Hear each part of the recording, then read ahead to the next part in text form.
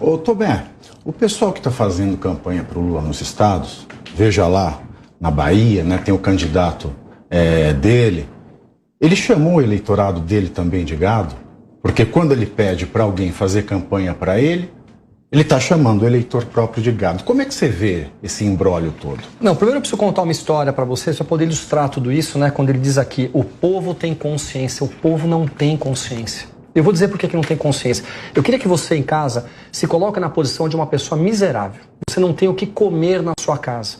Nunca nenhum partido te deu nada. PMDB, PSDB, eles passavam por ali nas eleições e depois que se elegiam não levavam nada para você. E muitas vezes você tinha que fazer na sua casa um ensopado com um resto de osso para poder alimentar os seus filhos. E aí entra um governo, né, de um homem que se retrata fisicamente com as pessoas, que fala a linguagem dele e pela primeira vez leva para essas pessoas um Bolsa Família de R$89. Parece pouco, não parece? Mas com R$89 você compra cuscuz e ovo por mês inteiro e você alimenta a sua família que está com fome.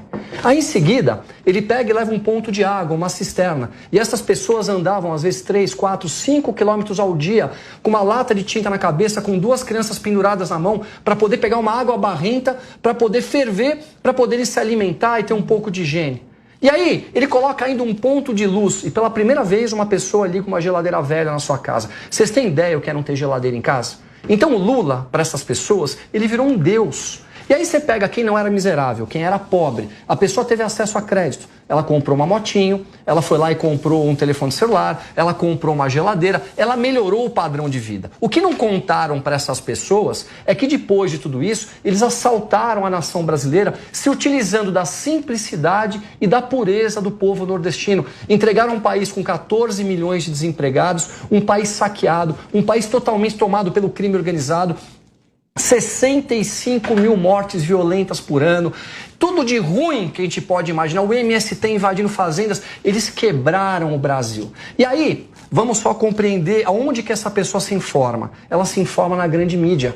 E a grande mídia mente todos os dias. 600 mil mortes é culpa do presidente, genocídio é culpa do presidente, tudo coisa que a gente sabe que não é verdade. Eles não contam a verdade, que se acabou com a corrupção sistêmica, que as estatais voltaram a dar lucro, que as obras paradas, como a transposição do Rio São Francisco, aconteceu, que o Brasil, na pior crise sanitária do mundo, é um dos melhores países a sair da crise, que foram aplicadas mais de 600 mil doses de vacina. Eles não contam a história verdadeira, eles contam as narrativas, como se tudo isso fosse o problema do Bolsonaro. E aí eu pergunto, na situação de uma pessoa dessa, que tem a informação errada e que se lembra de um passado a qual ele não sabe que foi roubado, em quem que ele votaria? Então o que nós temos que fazer? Levar a verdade para essas pessoas, mas nós temos que levar a verdade com simplicidade, com carinho, com amor, porque elas estão sendo enganadas. Não adianta dizer você é burro, você vota em ladrão, não é o caminho. Nós temos que abrir o coração, e se nós abrirmos o coração e levarmos a verdade para a nação brasileira, nós vamos deixar a pessoa decidir de maneira consciente em quem ela quer votar. E aí sim, independente de quem for eleito, nós vamos ter que aceitar num país democrático e tocarmos as nossas vidas. Então esse é o meu ponto de vista em relação a tudo isso que está acontecendo. Uai, seu app de vídeos curtos.